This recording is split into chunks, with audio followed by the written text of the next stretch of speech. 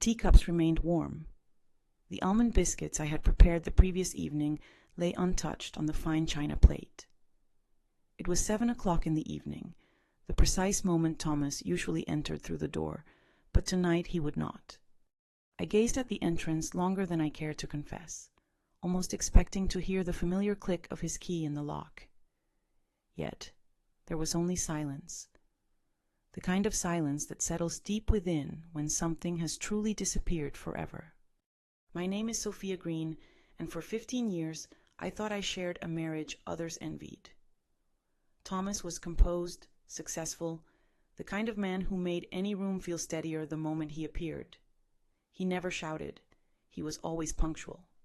He brought me flowers on Sundays, wore perfectly pressed shirts, and never let financial worries touch us. We had no children. Life drifted along as though we were two puzzle pieces fitting effortlessly together. But what I hadn't realized, what I was about to uncover, was that the puzzle was incomplete. One piece was hidden in a place I was never permitted to enter. Thomas passed away on a Thursday. They said it was a heart attack. I recall the doctor's expression as he delivered the news. Gentle, rehearsed, detached. Massive myocardial infarction, he explained. He left suddenly. I nodded as though I understood, as if it changed anything. But it did not. Especially when you have just lost the only person who ever truly knew you. The funeral passed in a haze of black attire, courteous sympathies, and faces I did not recognize. They kept telling me how amazing my husband had been.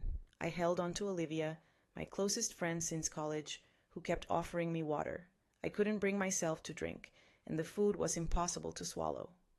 It was not until my sister Sarah came that something inside me shifted.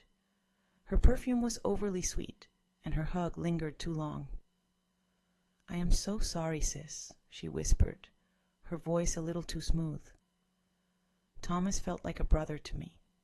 I wanted to trust her. I truly did, but something in her gaze told me otherwise. It was not sorrow. Later that night, as she poured herself a drink in my kitchen, she said, "Hey, I know this is not the right moment, but Thomas lent me money. I thought I should settle it now that you are taken care of." I stared at her. "What money?" I asked. She blinked, then smiled as if I was being foolish. "Oh, I guess he never told you." An uneasy feeling twisted inside me. That night, sleep escaped me. I wandered through our home, touching the furniture as if it might reveal secrets. The bookshelves, the gleaming floors, the framed wedding photo that suddenly looked like it belonged to strangers. Then I saw them. Thomas's keys were still resting on the hallway table. I picked them up, and there it was. The key I was never allowed to use, the one different from the others. It was the key to his garage. I had asked about it once, years ago. "There is nothing interesting in there," he said with a smile. "Just tools and grease. You would not like it." I never pressed him. I never pushed. That was the reality of our marriage. Calm, cozy, and filled with quiet corners I was never meant to explore. Yet, now I had everything to gain and nothing left to lose. At dawn the next day, I drove toward the garage. It was located in the old factory district, hidden behind a series of dilapidated buildings with rusted roofs and weeds winding through cracked pavement. Hardly the kind of spot where you would think a man like Thomas would store anything. Nevertheless, he visited this place every single Thursday without fail.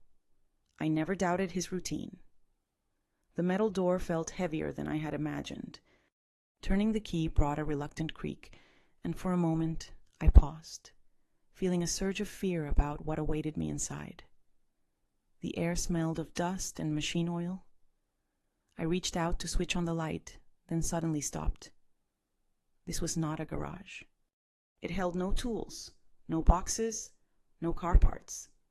Instead, it was a tribute to a life I had never even suspected. I stepped cautiously further in. Overhead, fluorescent lights buzzed to life, illuminating the most peculiar room I had ever encountered. The walls were entirely covered with photographs, newspaper clippings, hand-drawn diagrams, and travel maps. One wall displayed countless printed pictures arranged meticulously in rows, resembling an obsessive mosaic. Every single photo featured Thomas, but not the version I had known. In these images, he wore no polished suits or carried a sharp demeanor. He appeared different, dressed in worn jeans, casual shirts, his hair unkempt. His expression was gentler, his stance more open and unguarded. And in that moment, everything about him seemed transformed. In nearly every picture, he was standing next to a woman, always the same woman. She was striking, at least 10 years younger than me, with dark hair and sharp, intelligent eyes. Their closeness was unmistakable, her hand resting on his arm, his face turned toward her with a smile I had not seen in years. One photo showed them at the beach, another inside a ski lodge, then one by candlelight during dinner. Some had handwritten dates on the back, 7 years ago, 5 years, 3 years, and even one just a few months ago in August 2024. That last image stopped me cold, because on that very day I was at home preparing his favorite meal, waiting for him to return from a business meeting. Yet there I was, staring at a photograph of him sitting beside this woman and a man who looked to be in his early 30s. All three were smiling like a family. There was a faintly scribbled name on the back, written in Thomas's handwriting, Nora and Leo, August 2024. My knees gave way. I gripped the metal desk in the middle of the room to steady myself as I searched for answers. That was when I noticed the stacks of papers. Files piled high, bank transfers, corporate documents, letters from foreign companies, tax records that did not correspond to anything I knew about his business. Among the folders, I found a medical report. My eyes quickly scanned the heading, Serene Heart Institute. It was dated less than 2 months ago. At the top was Thomas's full name, followed by a diagnosis I could barely pronounce. Ischemic heart disease, stage 3, with a risk of cardiac arrest. He knew. He was aware of it all along. He was dying. He knew it. Yet instead of confiding in me, instead of readying me for what was coming, or even letting me suspect the truth, he chose to spend his final days creating some hidden life with another woman, another existence, another child. That young man in the photograph had to be their son. My stomach churned. 15 years. 15 long years I had stood by him. And now, the man I had laid to rest was not truly my husband. No, he was a stranger. A stranger who had looked me in the eyes just the night before he passed, handed me a velvet box containing a sapphire necklace. He kissed my cheek and said, "You are the only one for me." I reeled back toward the doorway, struggling to breathe. My chest tightened, my mind raced. What was I supposed to do with this? Who was I now? A widow? Certainly. But of whom? Then I heard something. Footsteps.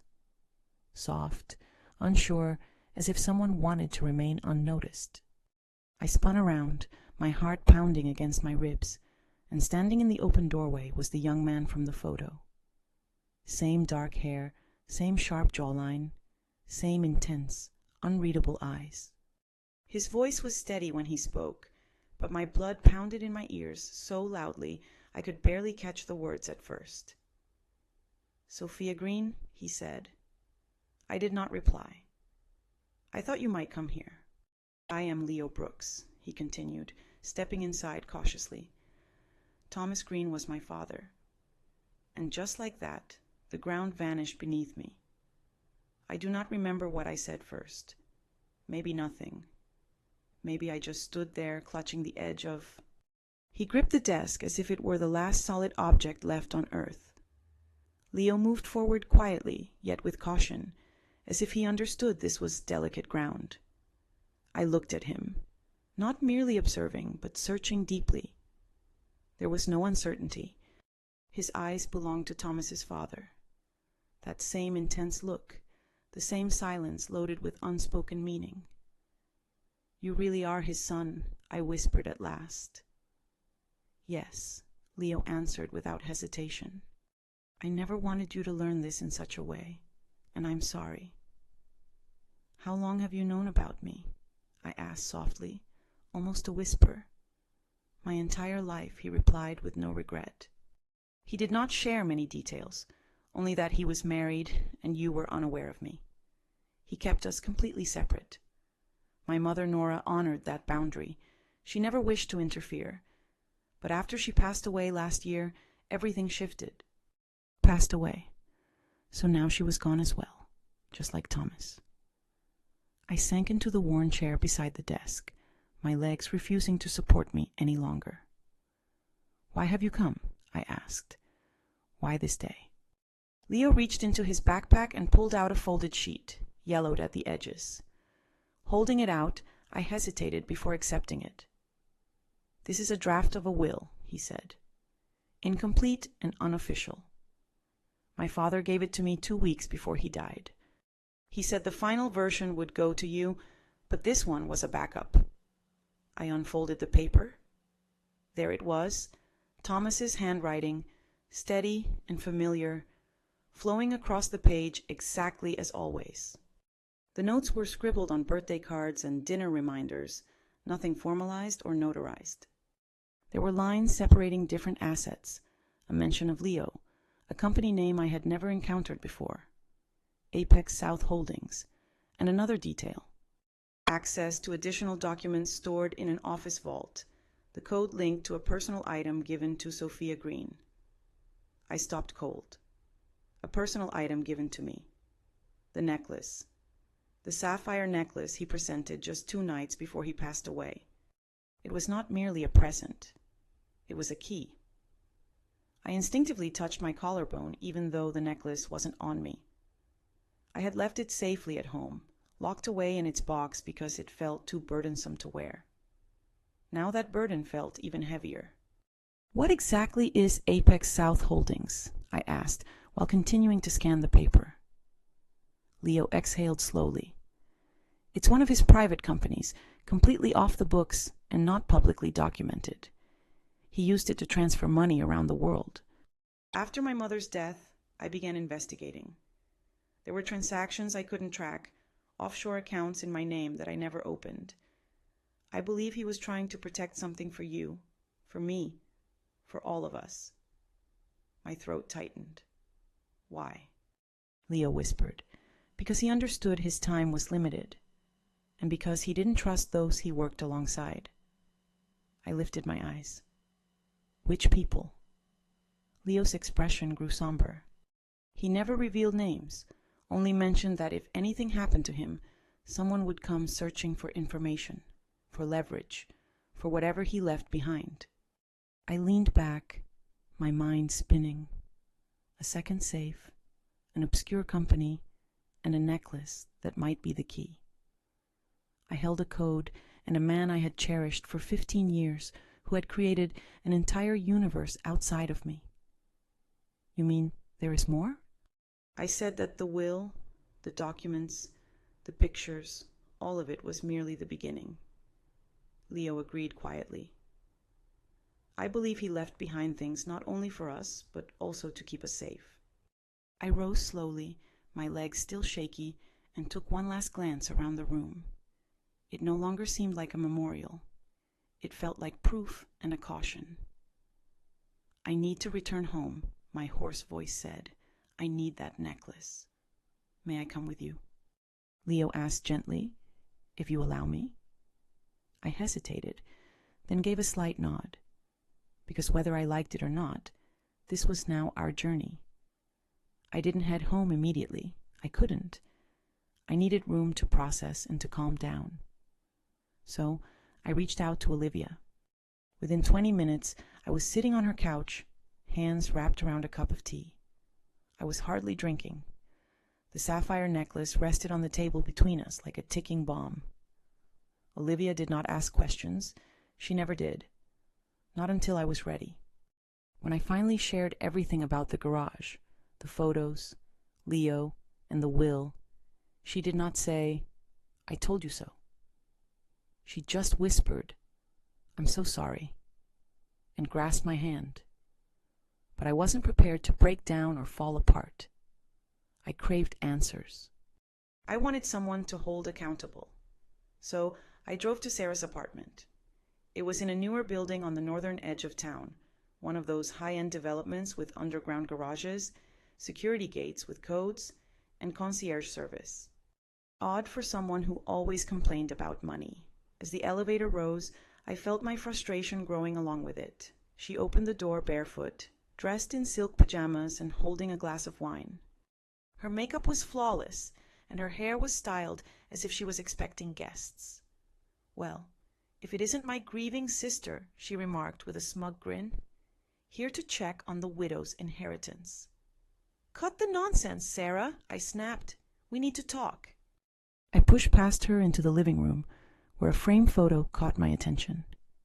It showed her and Thomas laughing, racing glasses of champagne. The date in the corner made my stomach churn. 5 years ago. "What is this?" I demanded, pointing at the picture. Sarah strolled over, taking a long sip of her wine. "Oh, that was a company holiday party. You were too tired to attend, remember? Thomas wanted me there," she said, as if it meant nothing. Like celebrating with my husband while I stayed home, folding clothes was perfectly normal. "We always got along well," she added casually. I faced her squarely. "Exactly how well?" Her smirk faded. "I know about Nora," I said. "I know about Leo, the garage, the fake business, the will. I know everything. So if there is more, tell me now." Sarah's eyes narrowed. She went to her liquor cart, refilled her glass, and said softly, "Fine. You want the truth?" She set the drink down and placed a hand on her stomach. "I'm pregnant," she revealed. "And it's Thomas's child." I did not move or speak. My mind simply shut off. She continued. "It was 10 weeks. I discovered the truth a week before he passed away. He was aware. He assured me he would handle everything. He even mentioned he planned to leave Nora soon. I was stunned. You continued seeing him even after Nora's death." Sarah gave a minimal shrug. "She was never intended to be permanent. I was always the one who remained." I felt disconnected from myself. The walls, the furniture, the low hum of the refrigerator, all faded into mere background sounds. "You slept with my husband," I whispered. Sarah shrugged again. "Don't look so shocked. You had your flawless little life, your immaculate home, your timely dinners at 7 o'clock. Meanwhile, I was barely making rent, stuck in dead-end jobs, hearing my mom compare us as if I were the failed version of you." Then Thomas started appearing, offering support, lending an ear. She glanced up, her eyes suddenly filled with clarity. "You were his routine. I was his escape." The slap landed before I noticed I had lifted my hand. Sarah's head jerked to the side. Her wine glass shattered on the floor. She didn't cry or yell. She just smirked. "Now that's the true Sophia," she said. "Not the prim and perfect wife. The woman who just realized she's been living a lie." I turned away, struggling to catch my breath, my hands shaking. "Why didn't you tell me?" I murmured meekly.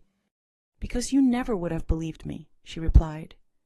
"You always assumed I was jealous. Maybe I was. But this was not about you. It was about me finally gaining something for myself." I shook my head firmly. "You did not merely take something. You took everything from me." She stepped closer, her face suddenly impossible to read. "Say what you will, but that child growing inside me is part of your family, whether you accept it or not." My throat tightened painfully. I wanted to scream, to smash things, to rewind time itself. But instead, I said, "I will honor what Thomas included in his will. Not for you, but for the baby." They did not ask to be caught in this chaos. Sarah blinked, her tone softening for the first time. "Do you really mean that?" "I don't really know what I mean," I whispered quietly. "But one thing is clear. I have to go." I moved toward the door, ignoring the sound of glass crunching under my feet. My fingers trembled as I gripped the doorknob, trying to block out thoughts of Thomas.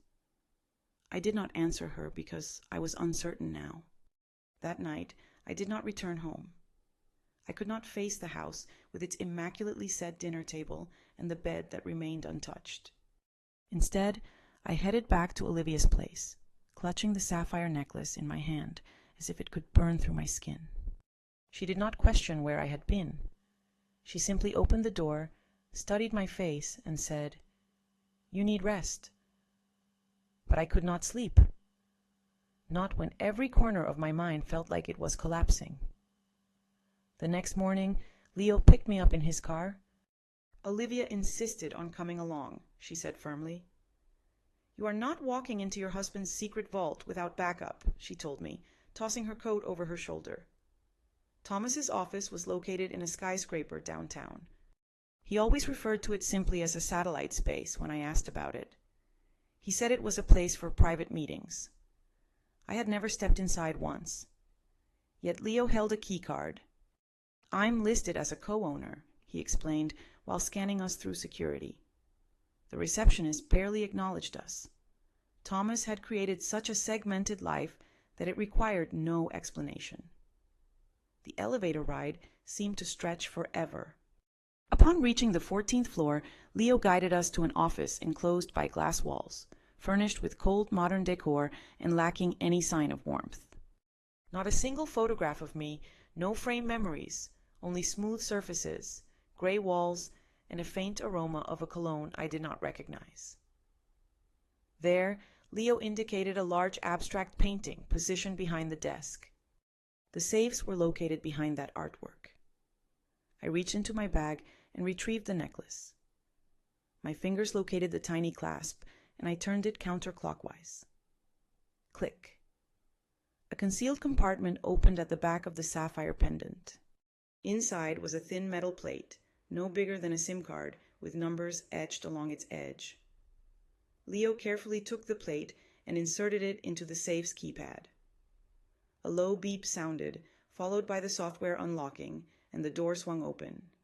Inside there were piles of documents, a sleek black flash drive, a small wooden box, and a single silver key attached to a tag labeled Bank Safe Deposit Federal Trust. Leo took out the documents. Contracts, transfers, financial statements.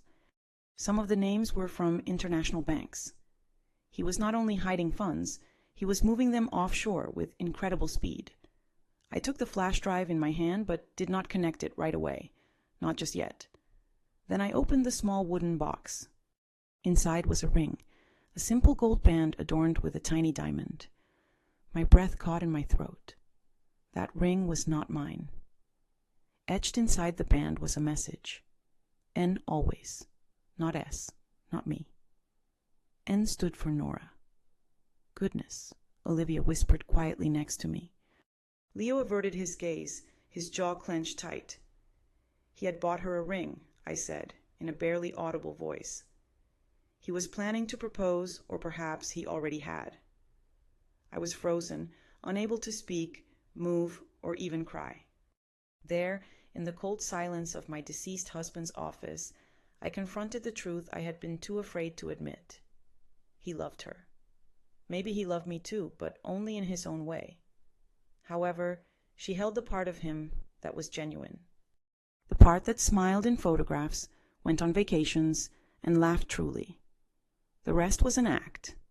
A polished husband who dined at 7, brought roses on Sundays, and kept a safe full of secrets. Then Leo gave me a letter, neatly folded, with my name on the front. My hands trembled as I unfolded it. "Sophia, if you are reading this, it means I am no longer here. I am sorry. I never found the courage to tell you the truth, to say aloud what should have been spoken years ago. I was selfish. I created 2 separate lives because I could not give up either one. In the end, it cost me everything. I loved you. I know those words might sound hollow now. Perhaps they always did. But I loved you the only way I knew how. I wanted you to find peace, to be safe. That is why I left you the documents, the access, the truth. Use them as you wish. Destroy them, hide them, or reveal everything. The decision is yours now. Forgive me if you can, but if you cannot, I understand. Thomas. I gazed at the page until the letters lost focus. Then I handed it to Olivia. She read it quietly before passing it to Leo. He said nothing. None of you asked, because what could have been said? The man we believed we knew had shattered completely. Now, all we could do was figure out how to handle the broken pieces. We left the room in silence. A silence born not from calm, but from the void left by the lack of words. Olivia drove.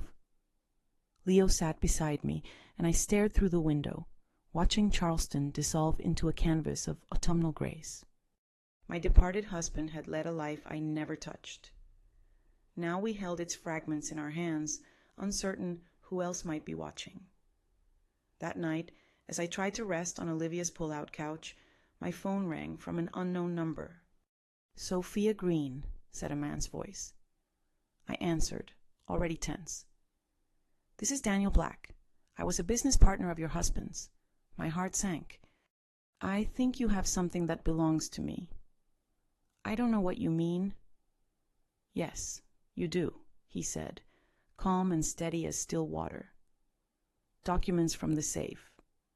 Some involve international transfer accounts I helped create. I suggest we talk. I'm not meeting anyone. You will, because the others Thomas dealt with are not as courteous as I am. They do not ask." He ended the call. I lay there staring at the ceiling for a long time, my heart pounding wildly. The next morning, I shared everything with Leo. His jaw tightened as he walked back and forth across the room. He told me he had received a call as well, but there was more to it.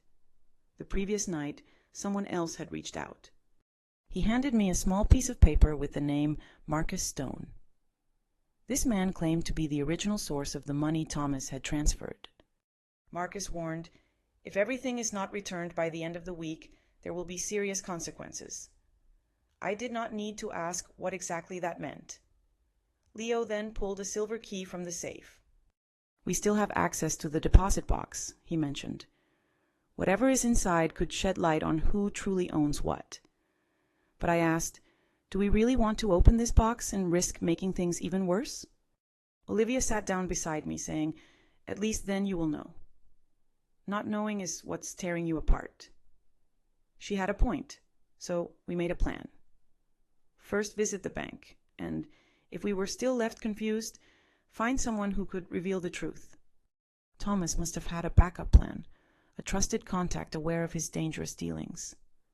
That was when Leo spoke up. "There's a name Mom once mentioned, Robert Smith, Dad's old college friend. She said he was the only one who told Thomas the truth, even when he resisted listening." I asked, "Do you know where to find him?" Leo replied, "I think so." Mom kept his address in Savannah as part of an emergency contact list she stored away. So we set out on a 2-hour drive into the city. Silence filled the air, rain sliding down the windshield like fading memories. Savannah welcomed us with towering oak trees and moist air, carrying a quietness unique to its historic district. Robert lived in a tall brick home cloaked in ivy, reminiscent of a scene from an old forgotten novel. He opened the door slowly. "You are Sophia?" he asked without hesitation. "And you must be Leo." "You knew we were coming?" I inquired. He gave a nod. Thomas added, "If everything falls apart, they will find you." He stepped aside. "Please come in." Inside, the house smelled of paper and pipe tobacco. Shelves full of books lined every wall. An untouched yet gleaming piano sat in the corner. He gestured for us to sit down, then went to another room and came back with a sealed envelope. "He left this for me," Robert explained, "to be opened only when both of you arrived together." I glanced at Leo. He nodded. I broke the seal and looked inside. There was a brief handwritten note and a second will. This document was different. It named the child Sarah was expecting and allocated 25% of Thomas's private offshore savings to that child, to be held until the child turned 21. My face went pale. He had planned for every possibility, even this one.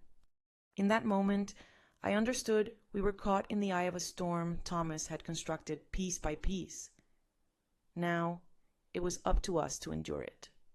I stared once more at the will, at the name, the unborn child of Sarah Green, with 25% in trust until age 21.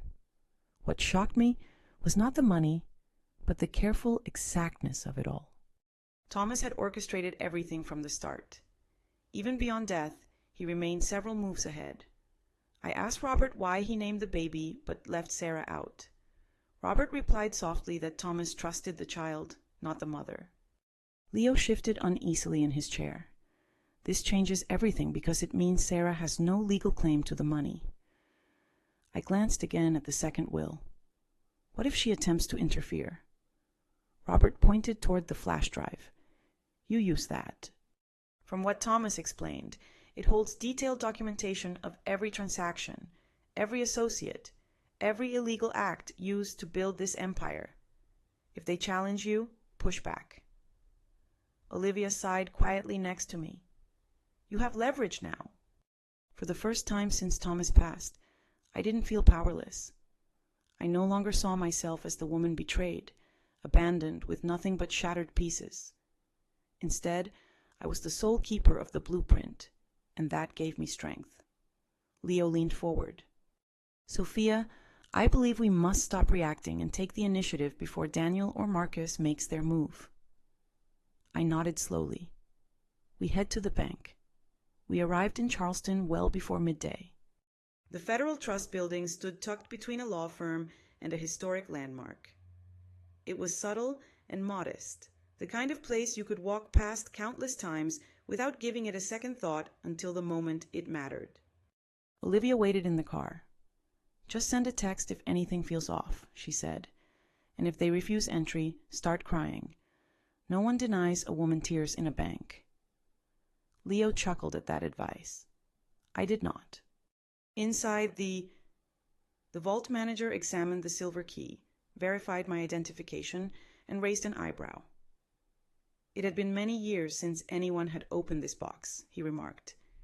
"It was registered under a corporate entity named Apex South Holdings." He escorted us down to the basement, passing through multiple security doors and thick concrete walls. The temperature dropped noticeably, and the silence became almost tangible. Then we were alone with the safe deposit box. He handed me gloves and explained that it was standard procedure. "You will have privacy," he assured, as the door shut behind us. My fingers hovered over the lock. "Ready?" Leo asked.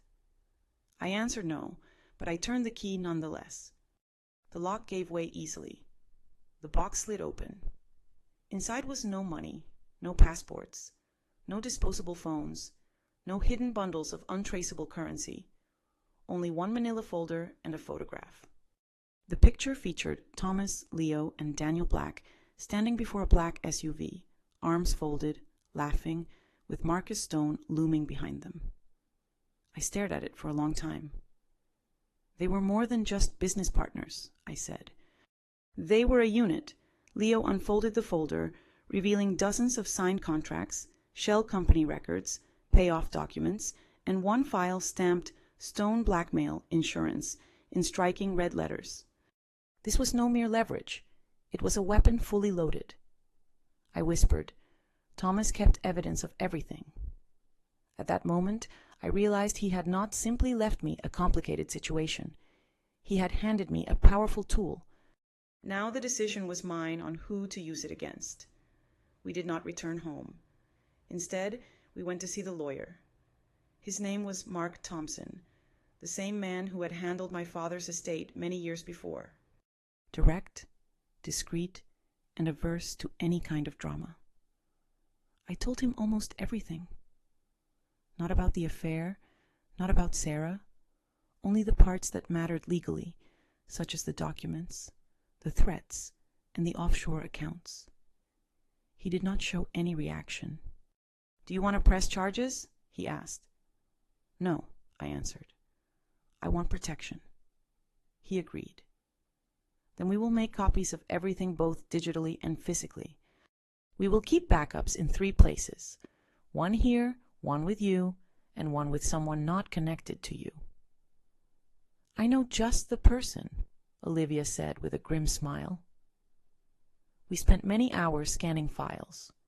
Thomas had kept detailed records, including names, dates, wire transactions, and fake invoices. It was not just shady dealings, but a criminal operation on an international scale. With Thomas gone, they assumed the proof had disappeared. They were mistaken. By day's end, Mark prepared a simple letter. I wrote one sentence at the bottom in my handwriting. "Try me, SG." We sent it to Daniel Black's office through a courier. Within 15 minutes, he called. "You think you are clever?" He spat into the phone. "You are in over your head." "No," I answered calmly. "You are, because the next call I make is to the IRS and then Interpol." There was a moment of silence, followed by laughter. "All right," he said. "What do you want?" "Nothing," I replied. "I just want you to stop. No calls, no threats, no late-night warnings. If you harm me or anyone I care about, the folder goes public. Every file, every signature." "You do not want that kind of trouble." "I already have that kind of trouble," I said. "The difference now is that I am no longer afraid of it." He ended the call. About 2 hours later, Marcus Stone contacted me. His voice sounded different, smooth and refined, like someone skilled at persuading his way into places usually close to others. "Sophia," he said, as if we were old acquaintances, "I have heard of your findings, but I believe we are beginning on the wrong note." I replied, "There is no note, only your name on numerous unlawful transactions." He chuckled quietly. All purely hypothetical, naturally. I allowed the silence to grow thick before saying, "You might think you can deal with this, but here is the reality, Mr. Stone. I have no reputation to defend, no company to safeguard. Nothing remains of the life I once had, and that makes me extremely dangerous." That was enough to stop him. I terminated the call. That evening, Leo and I sat quietly on Olivia's porch. He kept the flash drive in his pocket, while a duplicate of the folder lay hidden inside the planter box behind us. Perhaps it was paranoia, but after being deceived by the one person I trusted most, feeling uneasy becomes a form of protection. "I had no idea he was capable of this," Leo murmured. "My mom always said he was complex, but I assumed she meant sorrowful, not dishonest." I answered, "He was both, and perhaps more." I gazed up at the steady, chilly stars overhead. "We are not finished yet," I told him. "There is still something we have not looked into." Leo frowned slightly. "What is it?" I replied. "The flash drive?" It was tiny, completely black, without any markings, as if it held its secrets unless you approached it in the right way. We did not open it that night or the following morning. It took 2 days. 2 entire days spent bracing myself for whatever truth lay ahead. 2 days of mentally preparing my responses, as if rehearsing could dull the sting of betrayal. Leo sat quietly beside me on the couch. Olivia brought us tea once more. Silence filled the room as I plugged in the device. A single folder labeled Sophia Green appeared. Inside was one video file dated just 10 days before Thomas's death. My hand hesitated briefly before clicking it open. The screen flickered from black to life. This was not the Thomas I had seen in wedding photos or seated across the table at dinner. This Thomas looked drained, his eyes heavy, and his shirt rumpled as if he hadn't slept for weeks. He leaned forward slowly. "Sophia," he said, "if you are watching this, it means I didn't make it, or I simply ran out of time." He sighed deeply and rubbed his face. "There's no gentle way to say this, so I'll say it plainly. You were never the person I needed to hide things from. You were the one I wanted to shield, but I waited too long. Now, everything is closing in on me." He paused. "There is someone you must be cautious around. Someone you trust more than you should." My heart began to slow as he stared directly into the camera. "It's Sarah." The room felt frozen in place. She was not just someone I had a brief mistake with. It was far more calculated. She orchestrated this from the very start. The pregnancy was no accident. The night I told her I couldn't continue, she completely changed. She threatened that if I left her, she would expose the money, the shell accounts, everything I had hidden to protect you. He moved closer. "I believe she was responsible." "Nora." My throat tightened. "I cannot provide proof," Thomas said. Yet the timing was unbelievable. Nora had just packed her belongings, told me she had booked a one-way ticket to Lisbon. Then came the car accident, involving only one vehicle, no witnesses. They claimed the brakes gave out, but she had the vehicle checked just the day before. His gaze met the camera, his voice shaking. Sarah was aware she was expecting a child. Nora, on the other hand, was not. That was the turning point. Everything changed. They labeled it an accident. No suspicion of foul play, yet Sarah was pregnant, and Nora was not. Olivia covered her mouth in shock. Leo's hands were tightly clenched. "I attempted to fix things," Thomas admitted. "I transferred the funds, created backups, ensured that if anything happened to me, you would hold the power. I regret it took this level of destruction for me to finally act correctly." He glanced away, then back again. "I was fragile. But you possess strength. If you wish to leave all this behind, do so. Take what belongs to you and abandon the rest. But if you decide to fight, do not do it alone." The video paused, then the screen went completely black. I remained still for what seemed like hours. He understood. He recognized Sarah's capabilities. He foresaw what was to come. Still, he tried to control the story, even beyond death, possibly due to guilt or fear. Yet now he had delivered the truth to me. It was time to choose how to act on it. Sarah had no idea I had watched the video. Not when I invited her to brunch. Not when I embraced her at the door and expressed how deeply I missed her. How we should reconnect, like true sisters once more. She smiled like someone who believed she had won. She wore a light blue dress that perfectly outlined her baby bump. "The baby kicks whenever I drink orange juice," she chuckled, gently rubbing her belly. I smiled as well, but my eyes revealed nothing. We sat on the porch of Olivia's house. Leo remained inside. Olivia poured some sweet tea and left us alone. "I'm glad you made the first move," Sarah said, folding her hands calmly on her lap. "I was worried you might hold a grudge." "Why would I be angry?" I asked in a soft voice. "Because my husband was involved with my sister, or because he included you in the will?" Sarah blinked. It was her first sign of unease. She shifted in her seat. "Sophia, I know this is tough for both of us." Thomas was lost, torn apart. "But he truly loved you." "No," I interrupted firmly. "He did not love me. He pitied me." Sarah winced. I leaned closer and went on. "He dreaded you." Her expression froze. I placed the flash drive between us. Sarah's lips parted slightly.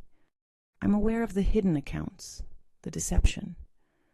I know he intended to leave you behind, and I know about Nora.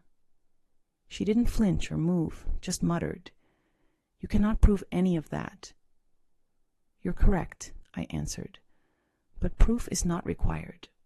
She frowned. I rose to my feet and said, I have no plan to go to court. I am not pressing charges. I'm not fighting for a flawed justice system to rectify this. I looked her directly in the eyes. I decided to walk away and leave behind everything you believed you wanted. The money, the child, the deception. Sarah stood up as well. You think that frightens me? No, I replied, but it will. Then I turned and went inside where Leo was waiting. Later that same afternoon, I met with Mark Thompson once more and gave him the flash drive, a signed affidavit, and one clear directive. If anything happens to me, it must be sent to the press. Everything. Afterward, I returned to the home I used to share with Thomas. It was silent now. Still, I moved through each room, running my fingers over the backs of chairs, door frames, and the cracks in the floorboard we never had time to repair. Opening the closet, I packed a single suitcase and left the rest behind. When I reached the garage, I locked the door behind me. Not because I was concealing anything, but because I was not coming back. A week later, I boarded a plane to Colorado. Fresh air, a new name on the lease, a small cottage nestled near the mountains. No secrets, no safes, no more acting. Just me, Sophia Green, widow and survivor. Not the woman who was deceived, but the one who transformed silence into strength.